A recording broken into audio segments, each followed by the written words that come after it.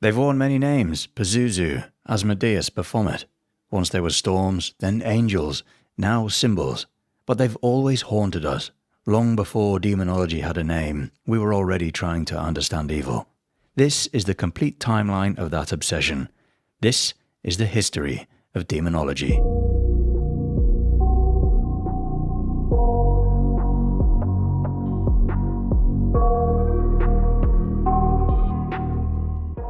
Long before the term demon was spoken, the world was already haunted. The earliest civilizations didn't use theology to explain their suffering. They gave it a face, a name, and tried to trap it in clay, chant it out with incantations, or beg stronger spirits for protection. These were forces people genuinely believed could steal a child's breath, rot the crops, or drive a man mad. In ancient Mesopotamia, the land between the rivers, demons were forces of misfortune, fear, and decay. They could live in the wilderness, hide in homes, slip through the cracks in the wall, or ride the wind. One of the most feared of these was Pazuzu, demon of the west wind. He was grotesque, a hybrid of man and beast, with canine jaws, eagle talons, and a scaly body and wings. He brought famine and locusts, especially during the dry season, but fear of him became a weapon. His image was carved into amulets and plaques to repel something worse. Lamashtu was that worse. A lone predator among spirits, Lamashtu acted without the command of any god. She was the tormentor of mothers and children, causing miscarriages, poisoning breast milk, and snatching infants from their cribs. Her image was even more monstrous, lion-headed with donkey teeth, long fingers clutching snakes, and riding on a donkey herself. Her presence was so feared that detailed incantation tablets were written solely to protect women from her. One ritual involved burying a figurine of Lamashtu near the head of the bed alongside the offerings of bread and water to distract or appease her. Then there were the Rabisu, ambushers who haunted doorways, graveyards, and forgotten corners. They weren't always purely evil. In some texts, Rabisu appear as shadowy figures dispatched by the gods, agents of punishment rather than chaos. But to the living, the effect was the same: terror, illness, and dread. Nightmares, fevers, sleep paralysis, these were all the signs. Stepping into an unclean space or disturbing a neglected tomb could draw their attention. To protect against them, the people inscribed ritual spells on clay tablets and buried figurines of protective spirits under thresholds and walls. One Akkadian incantation begins, "By the word of the gods I bind you, spirit of the night, spirit of disease, spirit of death." Mesopotamian demonology was already forming as a survival strategy. Know the name, say the spell, seal the door. In Egypt, the line between demon and god was not always clear. The cosmos itself was defined by the struggle between order and chaos, and the most terrifying face of chaos was Apep, the great serpent. Every night he rose from the abyss to devour the sun god Ra during his journey through the underworld. Apep was not evil in a moral sense. He was annihilation, the end of balance, light, and being. To fight him, priests recited passages from the book of overthrowing Apep, cursing him with red ink, trampling his effigies, and ritually burning his image. Ancient spells describe the serpent as destruction in vivid terms. Your spirit is cut up, your vertebrae severed. You are repelled, crushed, and turned back. These rituals caused for Apep's name to be erased, his bones broken, his power undone. But not all threats were cosmic. The Duat, Egypt's underworld, was filled with spirits far more personal. Amit, the devourer of dread, waited beneath the scales of judgment. Crocodile head, lion's chest, hippo's haunches. He was built from Egypt's most feared predators. If the heart of the deceased weighed more than the feather of Ma'at, Amit consumed it.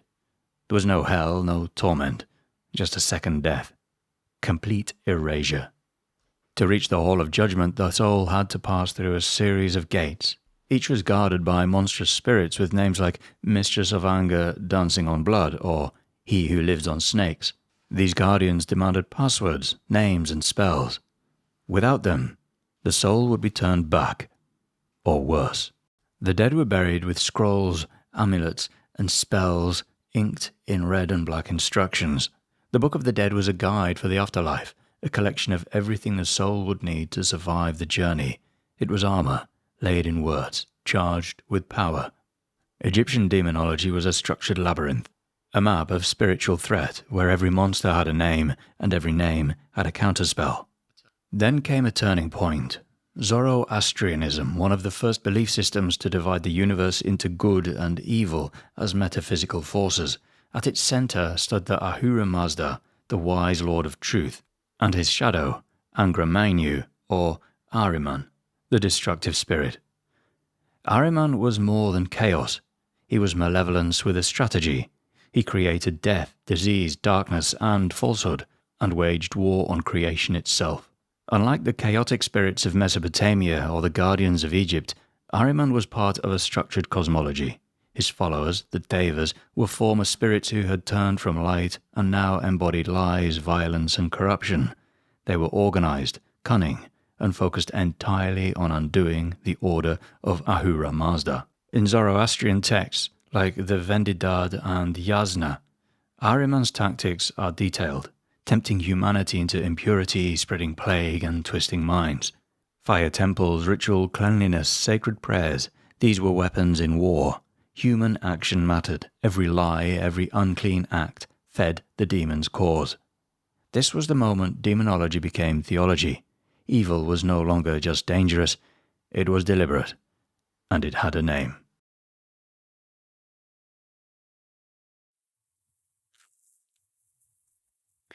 Before we go any deeper into fire, into sacrifice, take a moment to protect something we still have the power to keep. Rest. This is the Manta Sound Mask 2.0 from Manta Sleep, the sponsor of today's video. It's the most comfortable Bluetooth sleep mask in existence, built for total blackout, full immersion, and zero pressure. The new version is cooler, more breathable, and fits more securely than ever. It blocks 100% light with adaptive C-shaped eye cups that sit around your eyes, not on them. Inside are ultra-thin Bluetooth speakers designed for side sleepers, delivering immersive sound without the bulk. You can adjust them from outside the mask, and with no audible battery alerts, nothing breaks your rest. It runs for 24 hours at full volume and stays cool thanks to breathable foam, moisture-wicking mesh, and a flexible strap that keeps it all in place all night.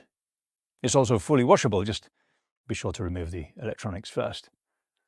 It's not just for sleep, it's for escape. And sometimes, escape is everything. So head to mantasleep.com and use code Pantheon for 10% off, or click the link in the description. Big thanks to Manta Sleep for sponsoring this video. While Western demonology would eventually codify hierarchies and grimoires, other cultures already had their own monsters and spirits that punished, tormented, and lingered on the edges of life and death. They were shaped by different beliefs, but their presence imitated the same fears: sickness, taboo, violation, and the breakdown of order. In Hindu texts, the lines between god and spirit and demon is constantly shifting. Asuras were once divine beings, rivals to the Devas. Over time, they became enemies of order, proud, ambitious, and dangerous. They weren't evil by default, but their defiance of Dharma made them adversaries. Then came the Rakshasas, flesh-eating shapeshifters known for their cunning and cruelty. In the Ramayana, entire armies of Rakshasas wage war against the gods, led by the demon king Ravana. And deeper still were the Vetalas, spirits who possessed corpses and hung upside down from trees in graveyards. They were parasitic, lingering between worlds, feeding on the dead, speaking riddles to those who dared confront them. Some were protectors, some were predators. The question was whether you disturbed them or needed them. In China, the dead didn't always rest. Ghosts roamed the earth if their burial was improper, if debts were unpaid, or if vengeance remained unfinished. These spirits can become hostile, clinging to the world through hunger, regret, or rage. Then there are the Mogwai, malevolent demons that infest homes, cause madness, or ride on the backs of sickness. To counter them, Chinese religion developed an entire bureaucracy of the afterlife. Zhong Kui, the demon hunter, became a folk hero, a fierce bearded figure who could command spirits and banish demons with a glare. Taoist priests held power over these forces. Paper talismans called fu were written in vermilion and burned to increase their power. The underworld itself was structured like a court, ruled by hell judges who presided over punishment of the souls. Demons here were employed, documented, and sentenced. In Japan, demons weren't condemned to hell. They were born in the mountains, crept through the woods, and crawled through old houses. Oni, horned, tusked monsters, were said to appear during times of great violence or plague, often as punishing spirits or corrupted humans. Their skin was red or blue, their hunger was constant. But Japan's demonology was far broader. The yokai is the umbrella term of countless strange creatures, some playful, others nightmarish. Tsukumogami are objects that come to life after 100 years. A sandal, a teapot, a lantern filled with the resentful spirit of being forgotten.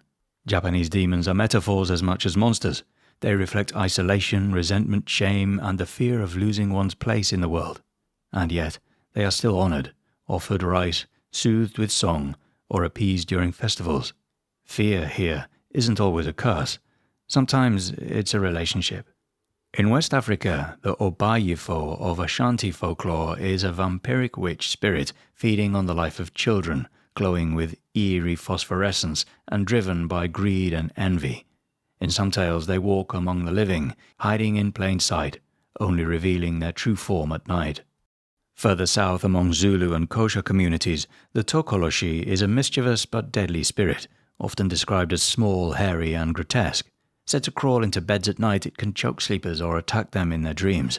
To ward it off, some households raise their beds on bricks, keeping themselves just out of reach. In Tanzania, the Popobawa terrorized the island of Pemba with a wave of reported assaults and possessions. Said to shapeshift and speak telepathically, the Popobawa sparked mass hysteria, entire communities sleeping outdoors armed with machetes waiting for a shadow that may never have been real, but was believed all the same. In the forests of North America, the Wendigo haunted the Algonquians, a spirit of winter, starvation, and insatiable hunger. To see one was to witness the ruin of a man who had fed on human flesh. Its body was emaciated, its heart was frozen, its appetite eternal. It was both a monster and a warning. Among the Navajo, skinwalkers were witches who could transform into animals, wear the skins of beasts, or steal the faces of the living. They represented a complete violation of cultural taboos. Those who had traded their humanity for power, just speaking of them aloud is considered dangerous. And in the Aztec world, the Cihuateo, spirits of women who died in childbirth, was said to return to the earth on specific nights. They roamed crossroads, howling like the wind, searching for children to drag into the underworld. Though they had once been honored for dying in the act of giving life, they became feared for the way they returned. These demons may come from different continents, but they ask the same questions. What is forbidden? What is sacred? And what happens when that balance is broken? As organized religion took shape, the idea of evil became more systemized, more personal, more terrifying.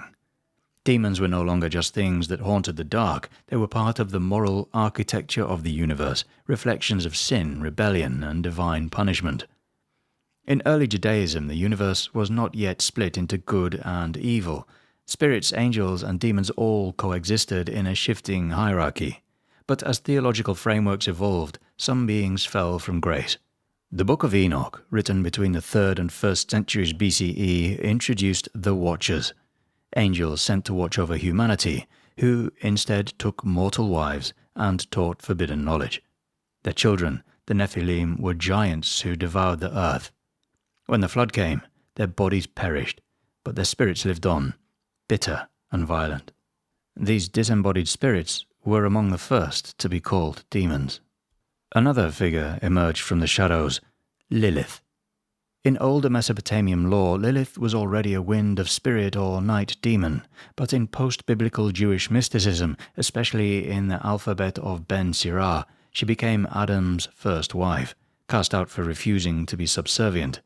In exile, she became the mother of demons, seducer of men, killer of infants. Not born of hell, Lilith was born of rejection. Then came Asmodeus, a demon king mentioned in the book of Tobit. He was the spirit of lust and destruction, known for killing the husbands of a woman named Sarah on their wedding nights.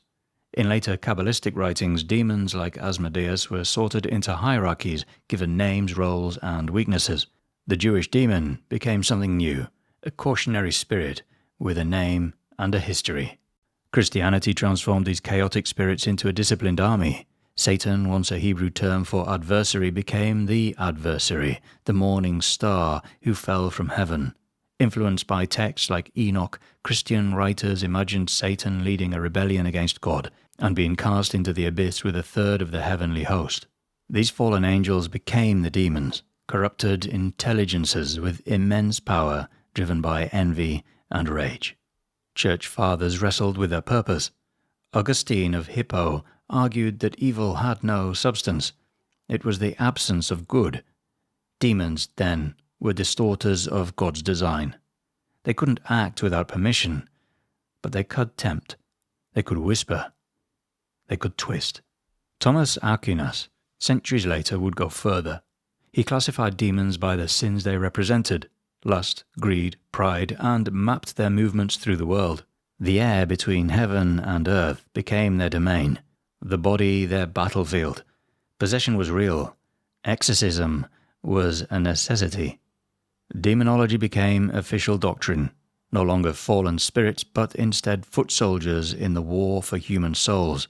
In Islam, the story is different, but just as intricate. The Quran introduces Iblis, a jinn created from smokeless fire. When God created Adam and commanded the angels to bow, Iblis refused out of pride. He believed fire was superior to clay. For his arrogance, he was cast out. But unlike the Christian Satan, he was not beyond God's control.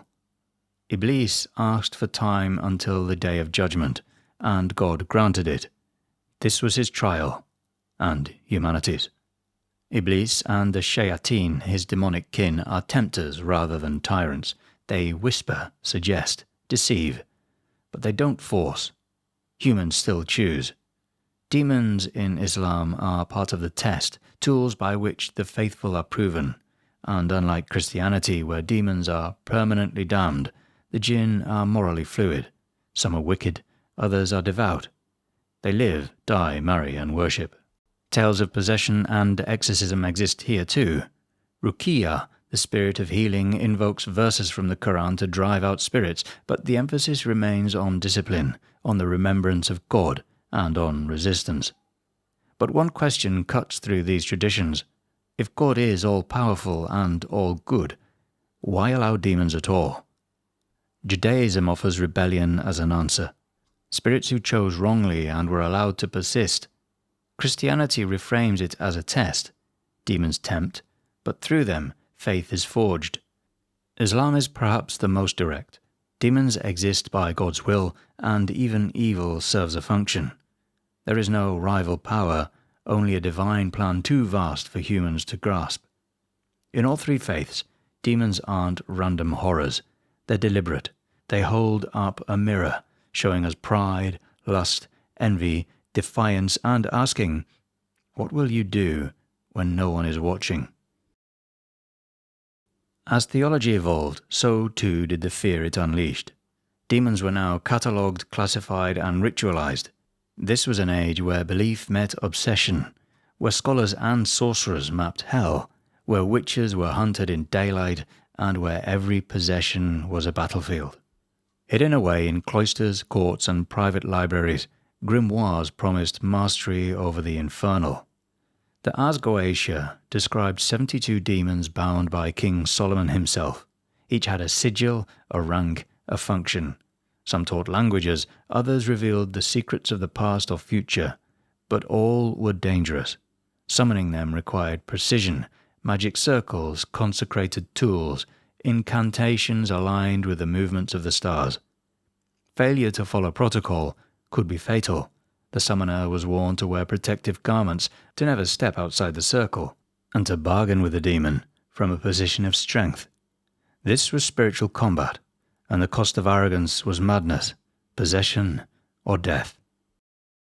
Another foundational text, the Pseudomonarchia Daemonum by Johann Weyer pretended to debunk witchcraft, yet paradoxically solidified demonological structure. Weyer laid out hierarchies, naming kings, princes, and marquesses of hell. What began as an attempt to expose hysteria became unintentionally a demonologist's field guide. Grimoires multiplied: the Key of Solomon, the Grand Grimoire, the Grimoire of Pope Honorius. Each added layers to the infernal bureaucracy. Spells were negotiations with forces that demanded exactitude and respect. While grimoires circulated among the learned, fear spread through the masses like wildfire. By the late 15th century, Europe had entered the age of witchcraft panic. The Malleus Maleficarum, published around 1487 by Heinrich Kramer, became the most infamous handbook of its kind. It declared that witches were real, that they served the devil, and that they should be destroyed without mercy. It described witches who flew through the night, who summoned demons with sexual rites, who murdered infants and blighted crops. These accusations were political. A heretic could repent, a witch could not. The trials were brutal. Torture extracted confessions that fed the machine. In Würzburg, in Bamberg, entire communities were engulfed. In Scotland, thousands were interrogated, stripped and burned. Witchcraft became a contagion, social, spiritual, and entirely indiscriminate. Even sleep was no refuge. The incubus and succubus were said to prey on the vulnerable at night, seducing, assaulting, and harvesting spiritual energy. These were demons that needed only a moment of weakness. Yet belief in demons didn't always end in the fire. Some fought back. The Catholic Church formalized its rite of exorcism in the Ritual Romanum, a weapon formed in Latin, sanctified water, and the authority of Christ. The exorcist was both warrior and witness, charged with drawing the demon into the open, identifying it by name, and casting it back into the darkness. Cases like those of Anneliese Michel or Robbie Mannheim would later terrify the modern world. But they mirrored older traditions. Rooms became battlegrounds, voices changed, bodies convulsed, and through it all, priests chanted, commanded, and endured. Buddhism too had its techniques. In Tibetan traditions, wrathful deities were invoked to terrify the demon into leaving. Monks crafted talismans and rang bells to disrupt the spirit's hold, chanting mantras said to shake the unseen. In Africa, shamans and spirit workers served as intermediaries, mediating between the living and the dead, diagnosing possession through trance and driving out the intruder with music, fire, or sacred herbs. Across continents, across beliefs, the goal remained the same. The demon had entered, so it had to be forced out. Before demons ever appeared in books of magic, they stared down from cathedral ceilings and crept through the margins of texts. In medieval Europe, grotesques, those snarling, contorted faces carved into stone, were moral warnings and spiritual guardians warding off evil by staring down. Manuscripts too, especially illuminated ones brimmed with strange creatures in their margins, were the subconscious of the scribe, where the sacred and profane spilled onto the same page. Then came the Renaissance and later the Romantics. These were ages of temptation. Milton's Paradise Lost gave us Lucifer with tragic depth, whose pride and poetry made him more compelling than the heaven he defied. Faust made a deal with Mephistopheles and brought the demonic pact into the heart of European literature. The demon became a reflection of ambition, intellect, and defiance, a mirror held up to a man. Music also carried the demonic. The haunting Dies Irae chant echoed through funeral masses and later found its way into Berlioz's Symphonie Fantastique, where it swelled into a grotesque celebration of damnation. Composers from Liszt to Rachmaninoff played with its infernal tone, and centuries later, black metal would reclaim the growl of hell through its distorted guitars, corpse paint, and invocations screamed into the void. And through all of this, the visual language of demons took shape: horns for sin, wings for rebellion, fire for punishment. We gave fear a face. We sculpted it, sang it, scribbled it in ink and blood, until it could follow us from the edges of Scripture to the center of our imagination. By the 19th century, the world was changing. Scientific rationalism coexisted uneasily with an intense hunger for mystery. Amid the ruins of old religious certainties, the demon returned through fascination. The occult revival wasn't about casting out devils, it was about inviting them to speak.